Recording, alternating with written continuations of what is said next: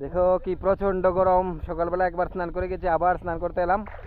এই যে উদয়পুরের একজন, আগরতলার একজন, বলেছিলাম যে দুপুরবেলা, তো ওরা আবার আমাকে জোর করে নিয়ে আসলো নদীতে স্নান করবো বলে। মানে গরমে এত হাঁসফাঁস অবস্থা, নদীর জল পেয়ে যেন আত্মহারা। দেখো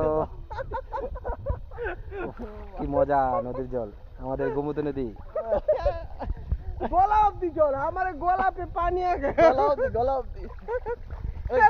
তো পরিচয় করিয়ে দিই, এটা আমার বড় ভাইয়ের ছেলে রবিন। আর এই যে বলদটা, এটা হলো মেজো ভাইয়ের ছেলে সায়ন। বলেছিলাম যে সাদা বলদ, কালা বলদ, এই দুই বলদকে নিয়ে আবার নদীতে চলে এলাম। আহা!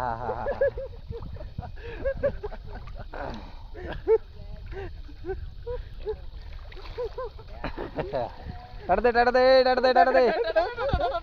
ডুব দিস না, ডুব দিস না, না ডুব দিতে পারস না। ডুব দে। ডুব শিখে গেল, ডুব শিখে গেছে। আচ্ছা আচ্ছা। দাদা তুই দুম করে চলে যা, আর করো।